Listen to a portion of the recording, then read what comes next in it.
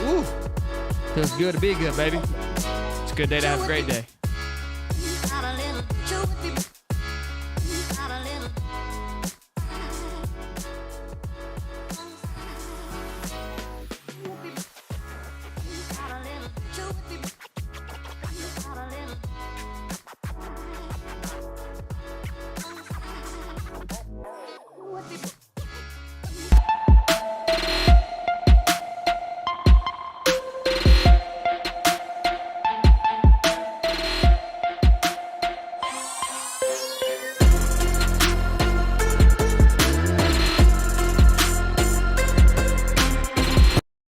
Good evening, good afternoon, ladies and gentlemen. Welcome back to another episode of High Top Sports. Happy to have all of you here this wonderful Sunday night afternoon. Feels like it's 9 o'clock with this time change.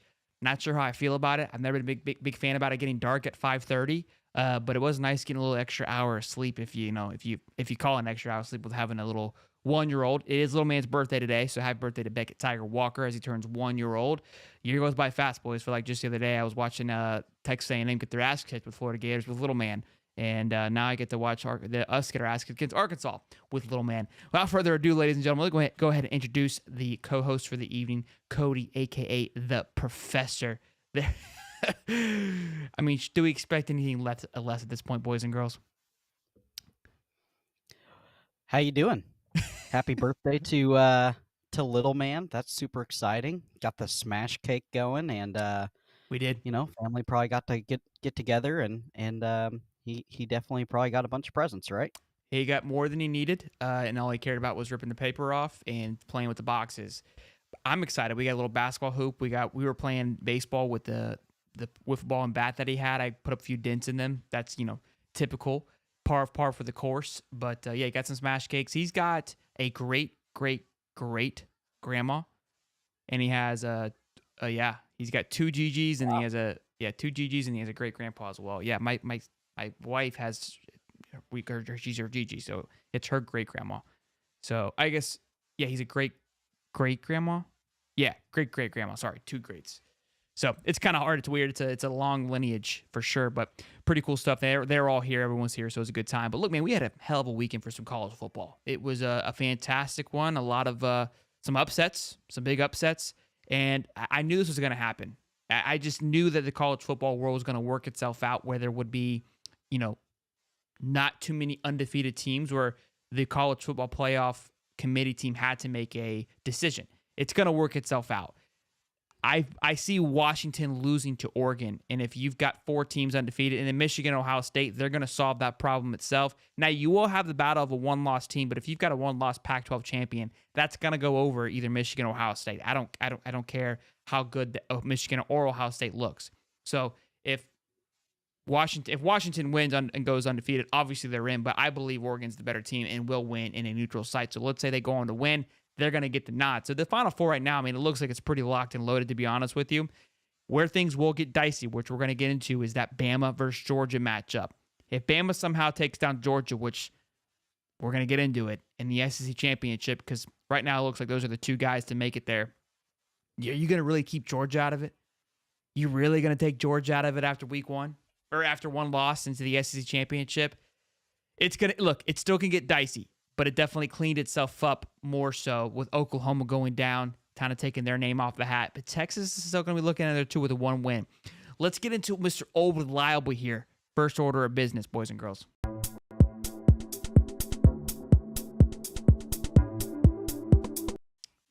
This was named after this team, Old Reliable. This is how it came to be. And it's ironic. I mean, it isn't ironic. It's the fact that they are Old Reliable week in and week out. For the most part, Georgia has taken that a few times, but Bama, I mean, I've been beating this drum for the last 4 weeks here. I can't remember which game that it was, but all of a sudden they came out there, and I think it was the Ole Miss game, and they looked like the Bama of old. Because I picked Lane Kiffin to go out there and do things, and I felt like Bama found their rhythm, got the ball moving, and just have looked dominant ever since. And look, I told you it's going to be scary. You get that team rolling, they get to find a little bit of rhythm. Milroe had over 150 yards rushing. I mean, the guy is starting to find his sweet spot. They have no question who the quarterback is, and they still got 15 more of them lined up. The offensive line looks just thick as can be. LSU is going to be a big matchup. We talked about it on our Saturday show. We talked about it with Ty Hayes. And to dominate them the way that they did, LSU was going to score points. You knew that.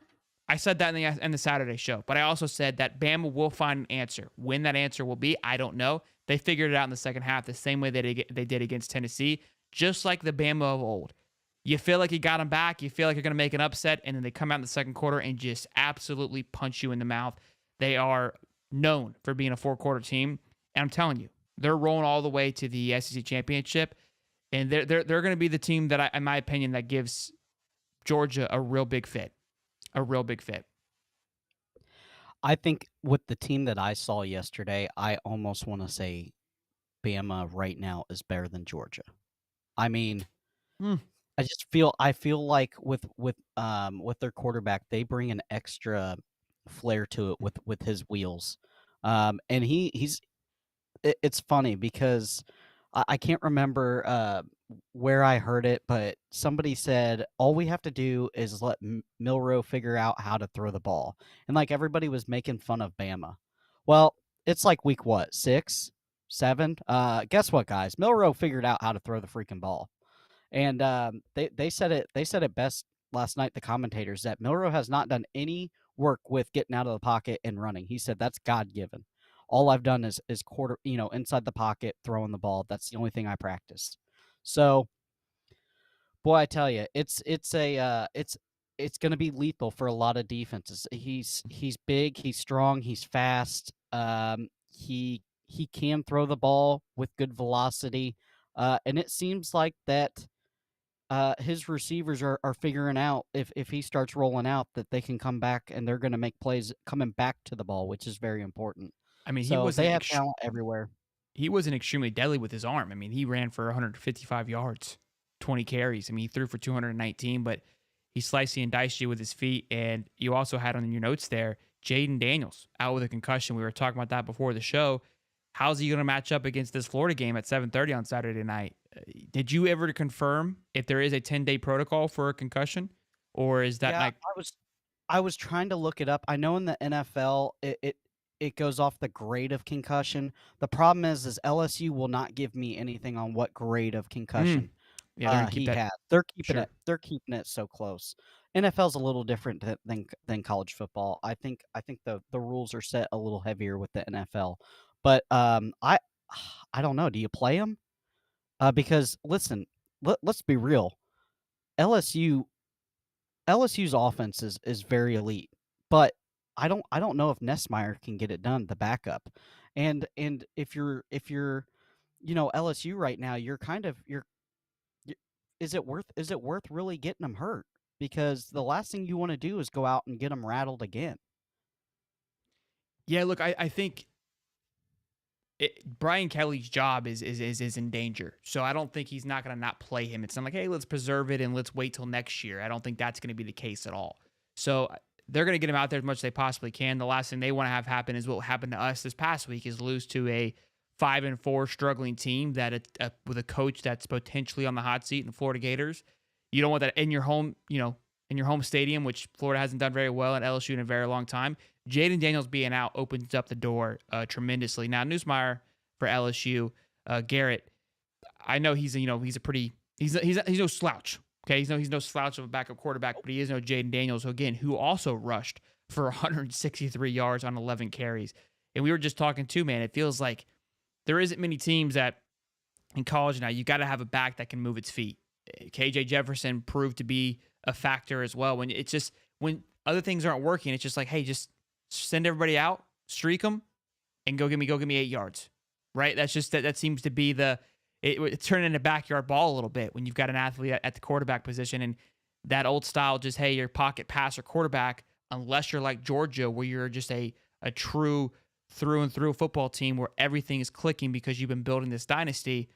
You need a guy back there. It's like high school ball. It's just an elevation of high school ball. And the reason why that is the case, I believe, is NIL and kids going into, the draft sooner and sooner. You're unable to build a unit to where you can get back to that old style of just your pocket passer where everything is cohesive, unless you're like a Georgia or a Michigan. Michigan has that ability as well too. Yeah, I think that the kids are seeing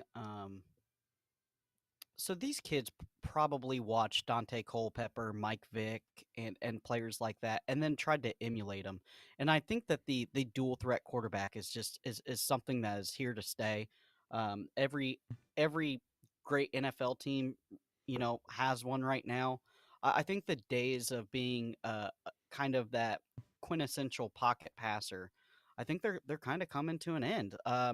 You know, just think if Mertz had a little more wheels on him, how many sacks does he get out of uh Sure. with a bad offensive line? Imagine if The he could Minnesota extend the play a little bit better and and you got your Eugene Wilson, Tyreek Hill that you dumped the ball off to. That's gonna get open. I couldn't agree more. And look, the that's where DJ Minnesota Lagway comes into play, right? Minnesota Vikings showed it today.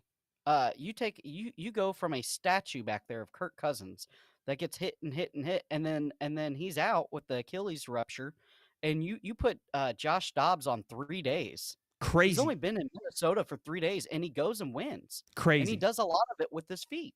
Yeah, that was good stuff. Congrats to Josh Dobbs and your Vikings as well. But let's move on from old reliable, which is Alabama this week, to the rebound team of the week, and this gonna be a good one here.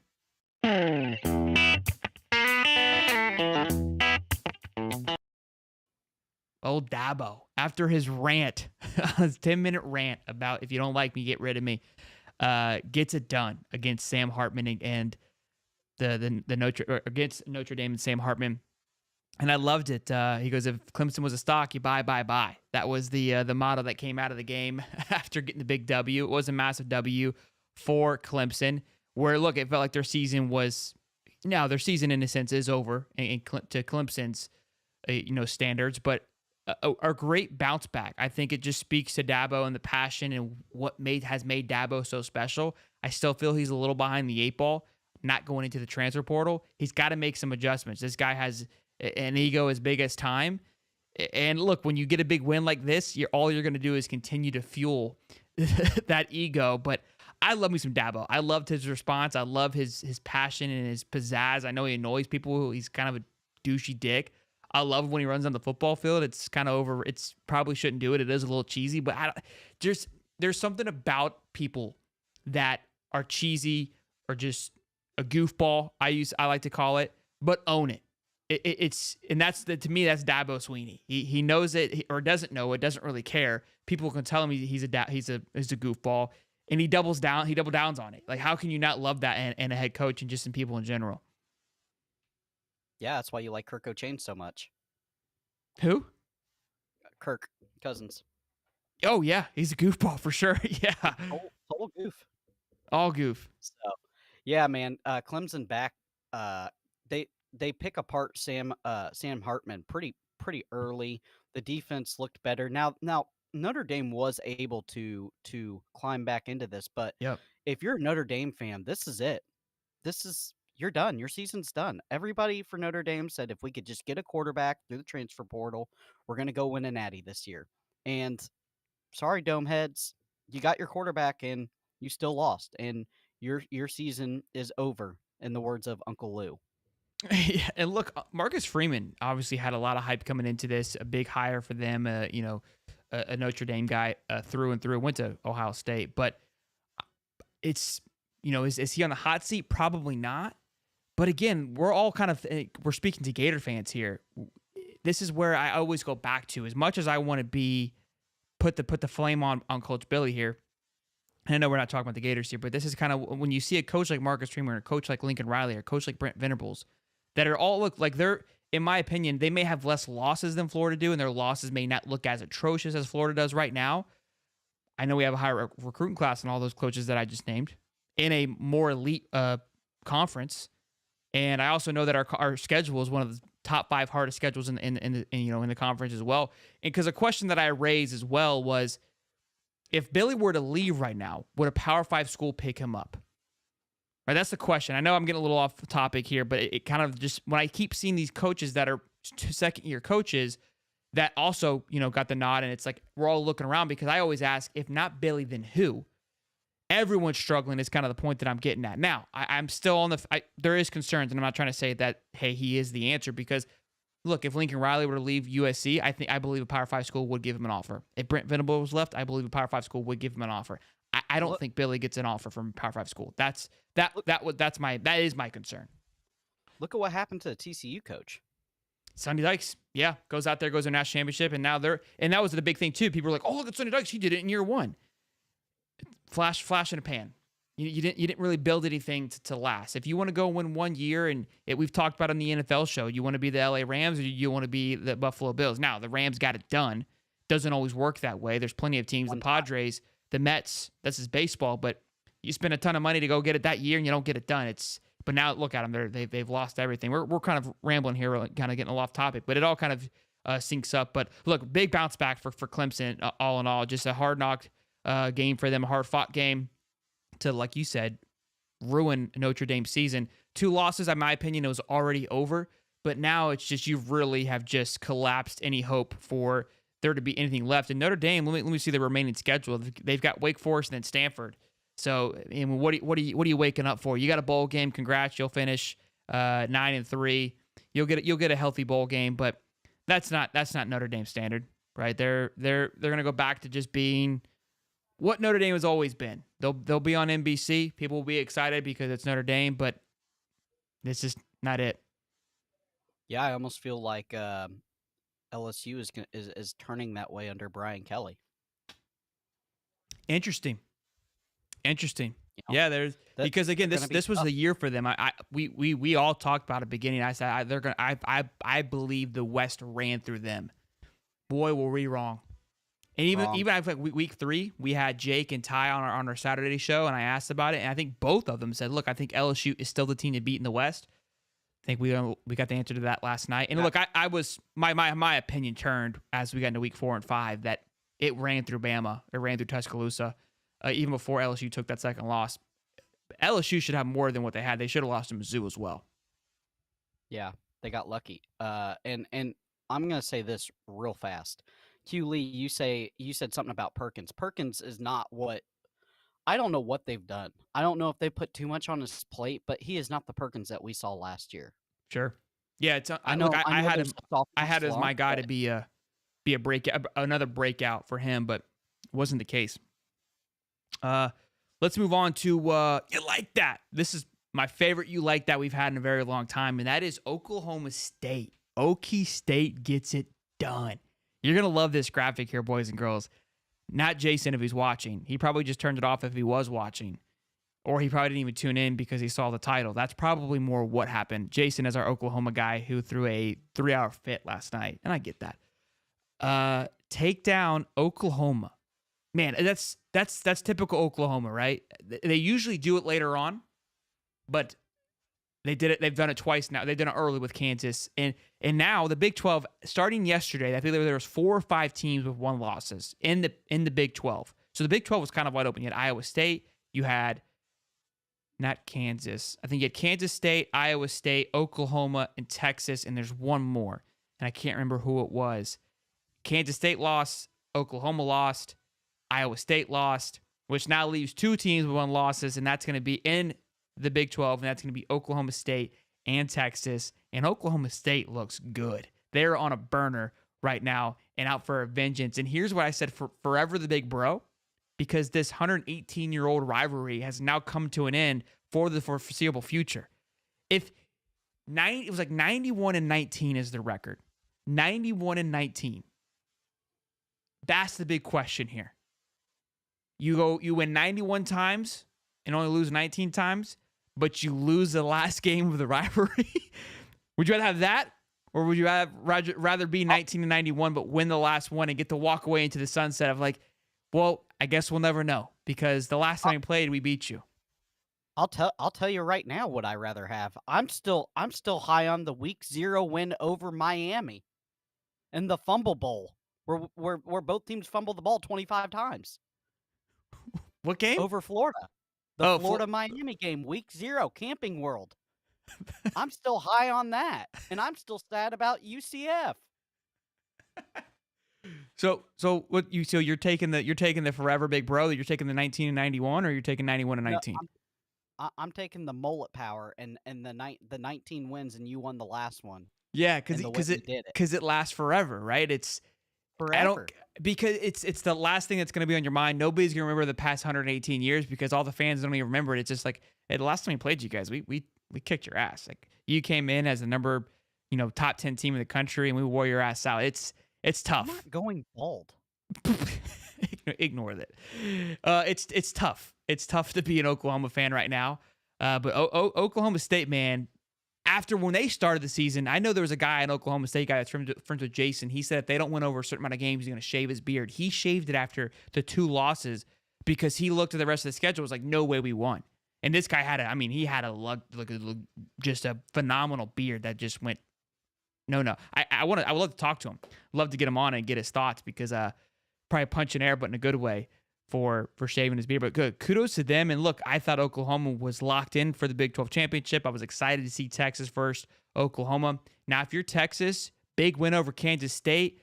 They've got Texas Tech, which you said you've got it circled on your calendar because that's a personal vendetta game of the Big 12 commissioner throughout there early on. I still like Texas. And look, this is where things are going to get dicey. This is I'm hoping and praying the playoff committee has to make some hard decisions here.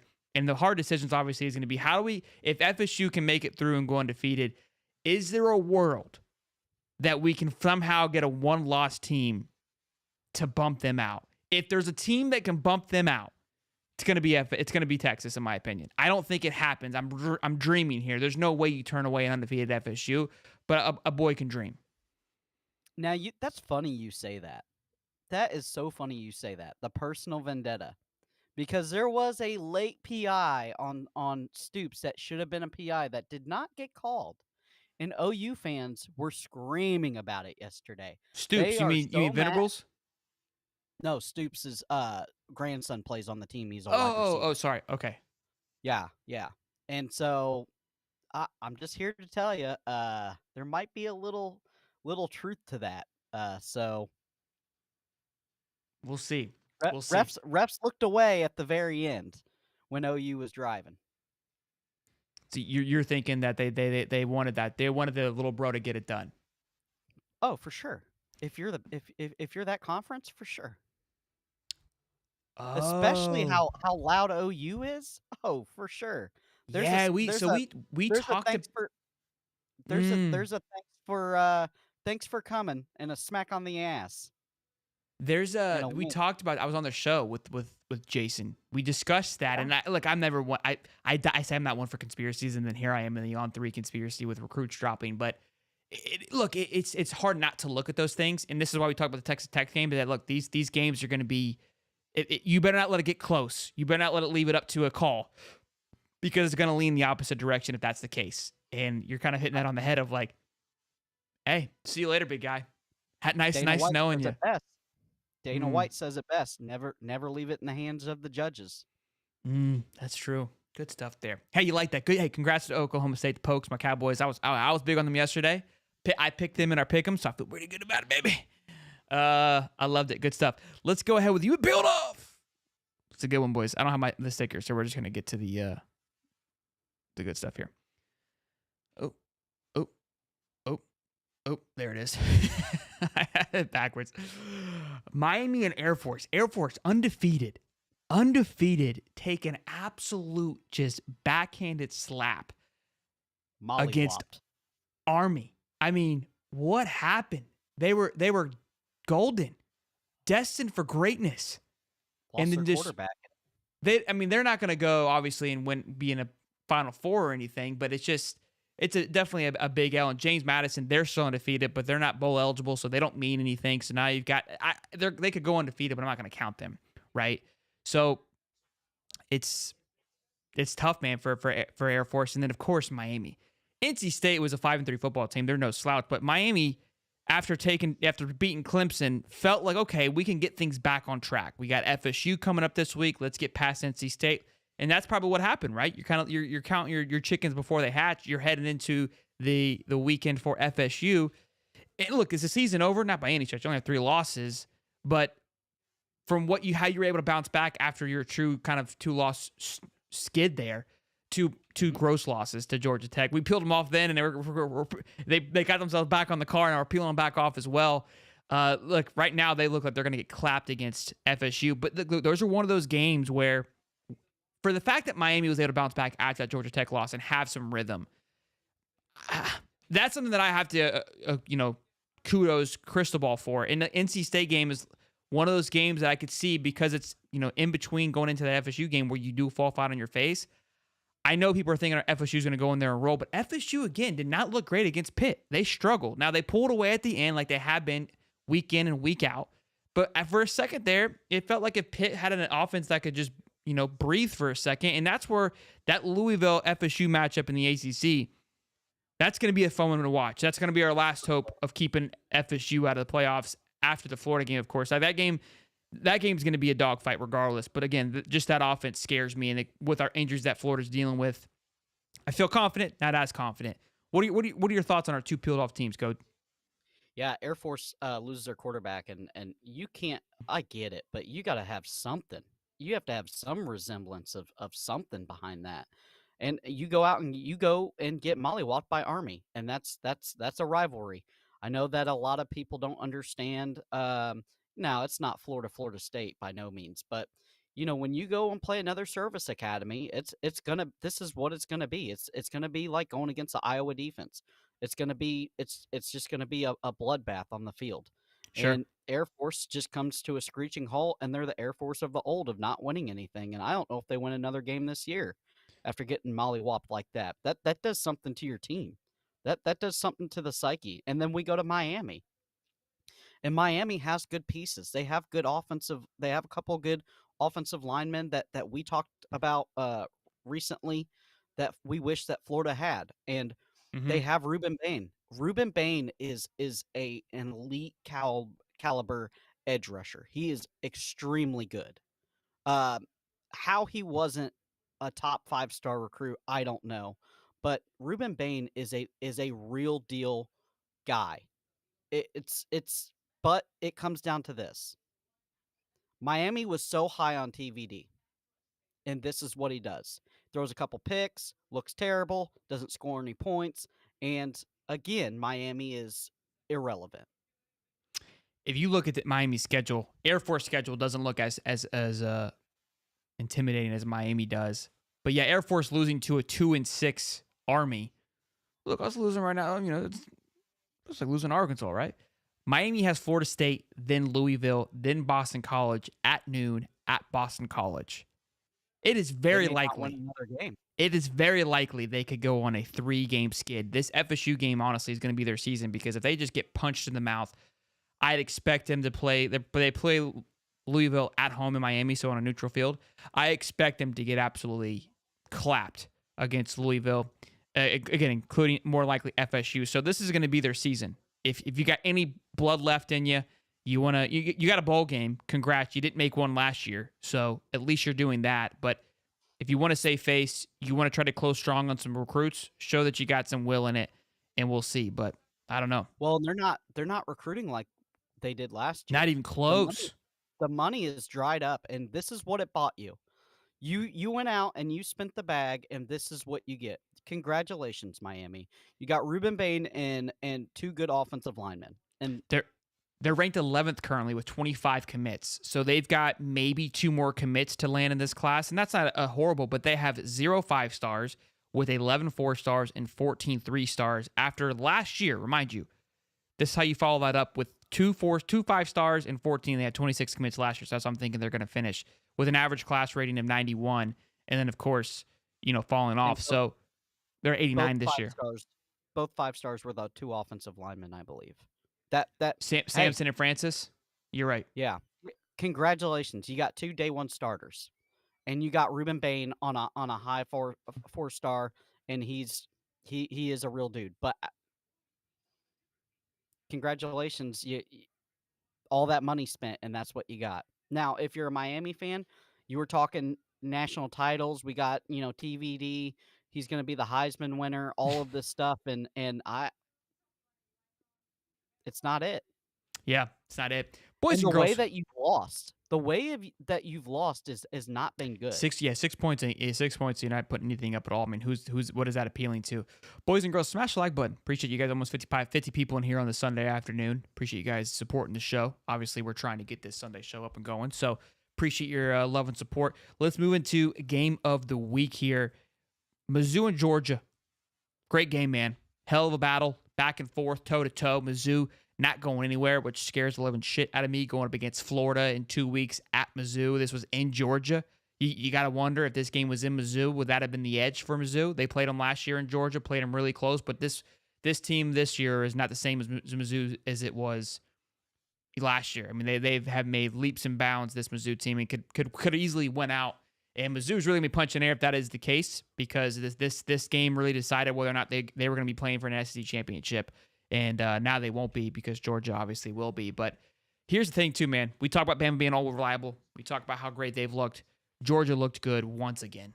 They just Carson Beck continues to find his stride. Obviously, no Brock Bowers, doesn't matter. The running game looks good. They're looking like more and more each week the most complete team in college football, right besides Michigan, which I've been preaching that since day one. Michigan looked a little flustered. Looked like they ran out a couple signs against that Purdue game. It was not close, but the score showed that it was closer than I think it should have been. They didn't cover. Michigan did not cover because Purdue scored at the last second. But golly, man. And you know what's scary about this? Carson Beck's coming back next year. Now, the Georgia's quarterbacks, they've got some dogs behind them, and Gunnar Stockton, and they got great names. Both of them do. Brock, I can't think of the other guy, but I believe both of them will be leaving. Doesn't matter. They've got Dylan Raiola coming in, but I do expect both Georgia quarterbacks to leave, not because they hate it there, but they're not going to play. Carson Beck's not going anywhere. He's going to come back for another year, and Brock Bowers will be gone, but we've seen that's not going to matter, right? He's already gone. It's scary, dude. They look like what the Bama looked like for that 5-6 year run, where it's just like they don't look like they're slowing down, and everyone behind the person behind them is just a carbon copy, right? How do you get that, though? You got to pay on 3 and 247 to help you out with some recruiting. You know, you need 5 years of top 3 recruiting classes in a row. That's what you need. But they've done it. Carson's one and done? I don't think so. He 100% comes back next year. No way he goes into this draft. No shot. No way. No shot. No, this is the most loaded quarterback class we've seen in a long time. Yeah, why for what to go late second round? That's where why if AR you didn't come back. Yeah, if you stay, you more than likely be a first round draft pick. This year, I don't believe he'll be a first round draft pick if he were to go. I think he's looked great, but I just don't believe he's done enough to give him a first round draft pick. Could be wrong. He goes out there and just continues the ball, wins the SEC championship, just willingly, and then wins a championship with ease and just looks composed. Comes out through adversity, maybe, but I'd be shocked. And if they did, the guys behind him, again, not including Dylan Raiola, still look fine. If there's a guy that can convince somebody to stay for another year, no matter how great their stock is going into the draft, it's going to be Kirby Smart. It's going to be Kirby Smart. So yeah, he doesn't leave. There's no way. It's too thick. You wait till next year. I'd be shocked. AR was scared of this quarterback class. I mean, right? It doesn't look as. I mean, Caleb Williams, in my opinion, the stock has just plummeted. In my opinion, some people are still going to ignore it. He'll still be the first round draft pick, but yeah, still got Penix, still have Bo Nix, still have Drake May. I mean, it's still a thick class. Shador Sanders will not be going into it. I'm sure there's a few names that we're not even thinking of, which I know Cody's working on his draft board for our draft palooza, which could be a good time. But let's talk about in our last little segment here, which is the hot seat. Lincoln, bro. The thing is burning up, my boy. It is absolutely on fire here. A tough loss, giving up 52 points, I believe it was, to Washington. It's a lot of points. You scored a lot. You score 42 and you can't get a W. That's brutal. Third loss of the season. And I've said it. The California game, they almost lost it to. I said it when they lost to Utah. They could lose the rest of the season, right? They lose to Oregon. They lose now to Washington. Almost lost to California. Who do they got left? Oregon State? Yeah, they have a. It doesn't get any easier if anybody was wondering. I'll take a look here real quick. They've got Oregon coming up now. Excuse me. So They played Oregon, Utah, and then California, they, and then UCLA. And yeah, they UCLA got is go ahead. they could lose they could lose these remaining games. Oh my gosh, UCLA lost to Arizona. Arizona is just low Clipping key. left and right. Yeah, getting it done. I didn't realize they beat UCLA yesterday, moving into the 23rd spot. So, but look, UCLA, I mean, they're still a good football team. They're going to fight USC very hard. And look, Caleb Williams, obviously in shambles yesterday. When interviewed, he goes, "I'm just going to go lay it down with my dog and watch some TV." But the reason why, we're bringing Lincoln Riley into this is because Greenwich, his defense coordinator, been fired after 10 years. I think a little 10 years too late. And when you're firing a coach, a DC mid season, you know things are spicy. And I know he's coming off of a Pac-12 championship appearance, losing a big bowl game. You do have the Heisman quarterback, but I've been preaching this. What's coming up next? Where are you headed? And they paid this man a lot of money to put USC back into that national championship territory, and they don't seem like they're going to be there anytime soon. And they're going into a Big Ten that is looking ruthless. Oregon doesn't seem to be slowing down any. Obviously, now you're going to add Michigan, Ohio State to the bunch. You just added some dogs to your schedule that weren't there before. You're not going to have your walk-ons, and you're going to be playing in, whether you're not used to playing in against teams that play completely differently. You're going to have to learn to play defense. You're not going to just be able to sling it around against a team like Michigan and go into the Big Blue. USC is on the verge of, look, they've been out of it for quite some time, but I'm concerned they might be farther away. Like Florida fans, we might be a little bit delusional of how far away we are from being back to that national championship brand. USC, I thought Lincoln Riley was going to surge them back to the top, but now there is concern that he may not be as close as we thought he was. Yeah, when you fire a coach midseason, you're getting on my hot seat. It doesn't matter. Sam Pittman was on there. Now, he may have bought himself just a tick of time with that close Florida win. I don't think so. I think they still get rid of him this year. But here's the thing. If Caleb Williams decides to go to the draft this year, you are totally resetting. And one is Lincoln Riley really going to want to totally reset, or does he just dump him and go to the NFL? Because your quarterback's gone. Your supposed Heisman quarterback is gone. Your defensive coordinator is now gone. So you have to revamp and retool that entire defense. It's a little easier now with the transfer portal, yes, but still, you got to hire somebody that is completely different. If you're Lincoln Riley, you go out and you get Jim Leonard, that's sitting on the couch, that had Wisconsin top 5 defenses in the Big Ten year after year after year after year. You go hire him right now. I don't care what it costs you. I don't care if you have to go into your own bank account. You go hire him because he knows what it is to play against Big Ten offenses and how to stop them. And then you totally retool that defense because the defense is not it. And then they go and get a commit from a 2026 quarterback and they drop that today. Like, that's it. Like 2026. Yeah. So for 2023, they finished top 10. And right now for 2024, they're ranked 18th overall and 5th in the Big Ten, behind Ohio State, behind Oregon, behind Penn State, and behind Michigan. All the teams that we just talked about. Now, they're well ahead of UCLA and all the other schools because now there's 18 teams now there. But, son, it's a gauntlet. It is a gauntlet to say the least. Yeah, it's but do you stay and do it if you're Lincoln, or do you run off to the NFL? That's going to be the $1 million question. I mean, Sean D says Riley's going to leave USC like a thief in the night.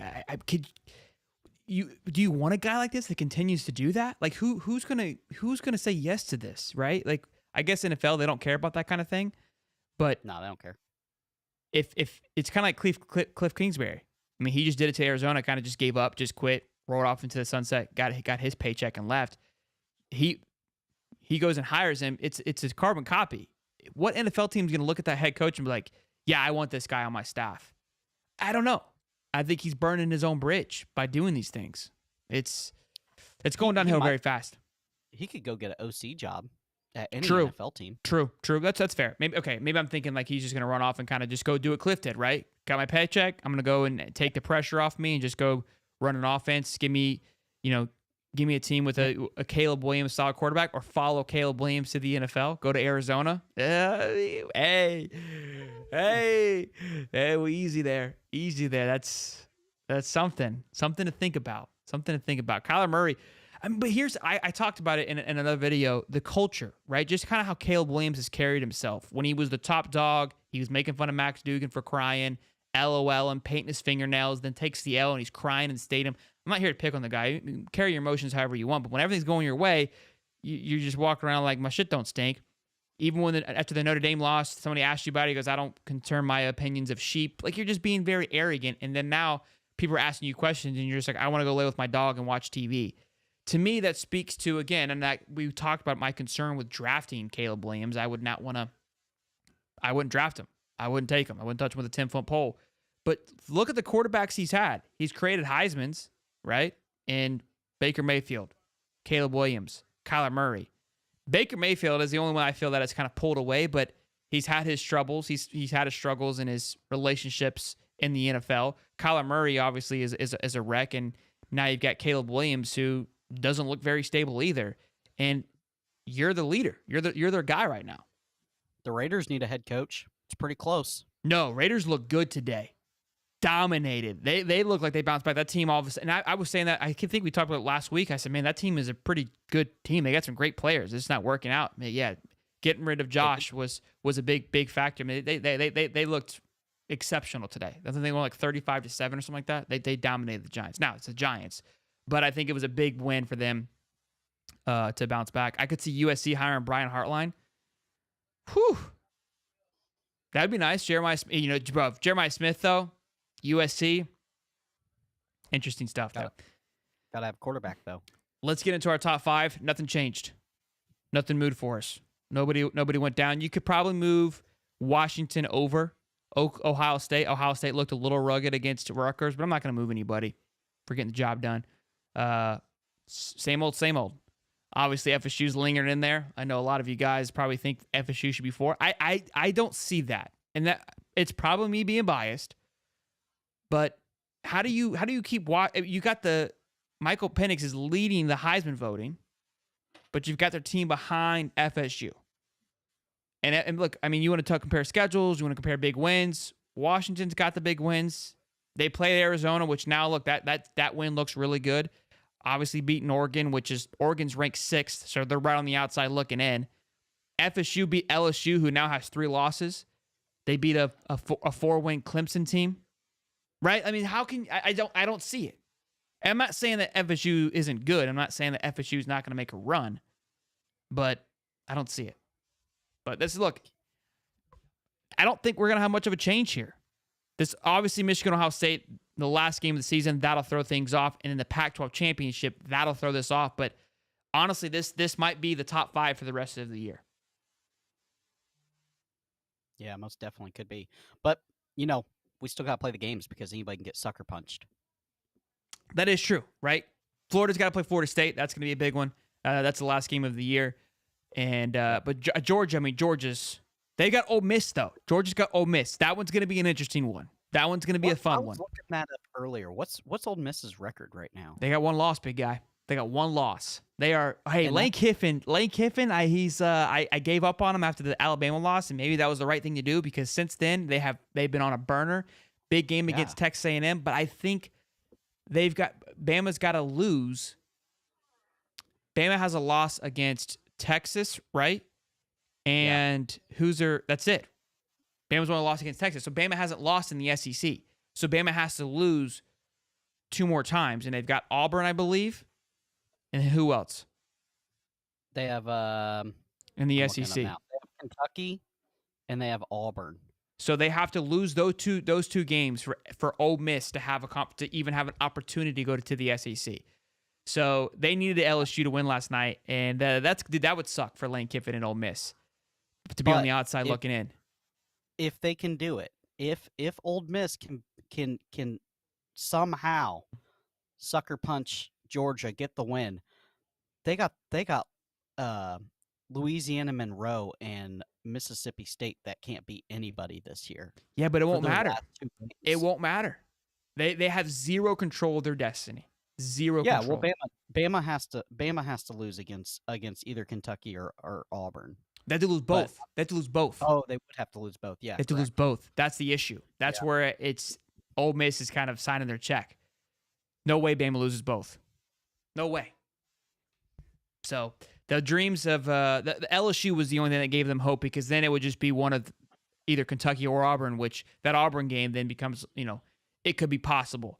Look, it's the Bama show. I told you that. They're gonna creep into that top 5 one way or another. When that's gonna happen, Muddy Waters makes a good comment down here, though. I don't believe so, Muddy. I just don't. Here's my reason why. Because the team's in front of them. Because if a lot has to happen. FSU would need to lose to Florida and the ACC championship, in my opinion. But then you have a one-loss Louisville team. Who just won an ACC championship that you would have to put in above Ole Miss, right? So that eliminates them there. You're going to have the SEC championship. There's 2 spots there. The Big Ten championship. There's 3 spots. So if Bama may have 2, if Bama beats Georgia, it's just if Ole Miss goes 11-1 and beats Georgia, that's a playoff resume. I agree. I just don't see What happens if they not only beat Georgia, but they beat Georgia to sleep, like 56-14? So they beat Georgia to sleep, but then Georgia's still going to go to the SEC championship, and if Georgia beats Bama, Georgia is now automatically back in. So there's let's just do that. Like keep it simple. Okay. A spot's gone. Let's say Michigan, just for the sake of keeping this thing easy, it's going to be a Big Ten team. It's either Michigan or Ohio State. There's 2 spots. Okay. This is where it gets dicey. So if Oregon beats Washington in the Pac-12 championship, Oregon's going to be in over a 1-loss Ole Miss team. They're going to have the extra game under their belt, and they're going to beat a top 5 team. If Washington beats Oregon, that'll be their second matchup, and Oregon would lose. Oregon would be out. But then Washington would be a lock. That's what I'm saying. So let's say Washington wins. There's 3 teams now. So now you have 1 spot left, and the only way that happens if FSU were to have a complete blunder and lose to Florida and the ACC championship. But then you have a 1 loss. I don't, unless Louisville blunders one and they still go to the ACC championship and they have 2 losses. Like, the ACC would need to become irrelevant for Ole Miss, a 1-loss Ole Miss team to get in. Something just disastrous would need to happen, and Washington would need to beat Oregon to keep it clean. I see what you're saying. It's too. There's a lot of too many things have to happen. If we had Amazon Statcast here right now next to my head. Hold on, they have so Louisville. Let's see who Louisville has left. They have Virginia, which is not great. Their schedule's cake, bro. They have Miami, which is not that big a deal, but they do have to play Kentucky at the end of the year for the rivalry game.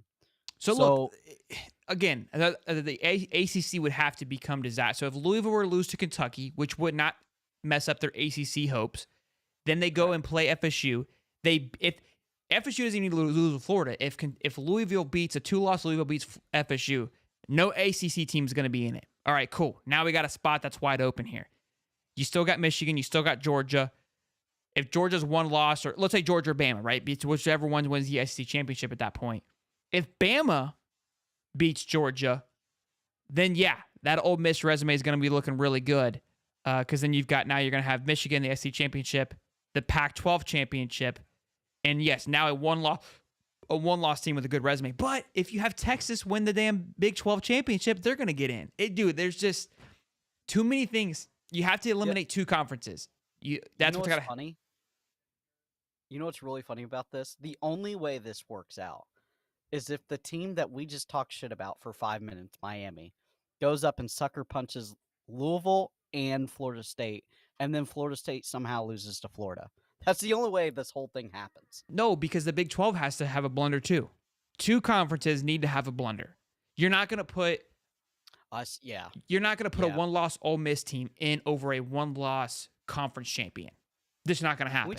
Playoff expanded already? I mean, come on. God, you're right. This is where 12 would make it fun, because then we're not worried about it. We're just talking about home field advantage. Yeah, SEC still has a love for the committee. Don't forget that. Look, I know they have the love, but they're not going to burn the bridge. Now, with it being the last year potentially of the Final Four, if there's a year to just have a blunder, this Louisville? could be the year. That's how you say it, the Talking Gator, for where I'm from, Louisville. Yeah, he's actually saying it correctly. Yeah, we say it wrong down here in the South. It's not Louisville. It's Louisville. That's actually how it's pronounced. Yeah. We say it incorrectly. I don't know why you're getting so much shit tonight, Coates. I don't like you just sit there and mind your own business and just get absolutely clapped in the comments. Like, hey, somebody's got to do it. Guy's doing a good job. You know what I mean? Like, cut him some slack. He's crushing over here. I would love to know. I see Too Legit said he coached in New Hampshire. I want to know who he coached for, where he's from, what he's doing now. He's got a lot of free time. He's always on the show, so I was just wondering. He did make a really good comment though about how the NFL is a big buddy system. That's the only reason Josh McDaniels had 2 coaching stints. Yeah, he was disappointed. I thought he would do much better, and I felt like he got way too much time than any other coach probably would have. I felt like that thing lasted way too long in my opinion, and it's showing. Clearly, nobody was bought in or believed in him. But because he had a head coaching job, then went back to New England, correct? Yep. And then the Broncos. The Broncos. That's right. Okay. He's retired. I can tell. Retired, pushed out.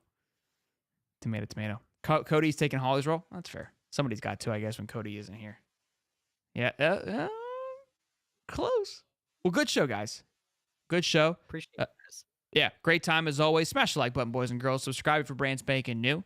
Or become a member like Too Legit did. He's obviously such a big fan that he pays $2 a month to follow and support us. So we appreciate him as always, showing his love and coming in here and spending his time. As much as he calls us an idiot and how we have no clue what we're talking about, he continues to show up each week and digest our diarrhea. So the irony is just uncanny. Sunday Night Football is on, boys and girls. Be sure to smash the like button. Again, subscribe. Enjoy your Sunday night. We'll see you tomorrow for Champs Corner with Stephen Harris to talk, obviously, more things Florida Gators. I'm sure most of you guys don't want to hear about it, but it's gonna that's how it's gonna be. So you guys be good. We'll see you till next time. I'm Sheldon. I'm Cody the Professor.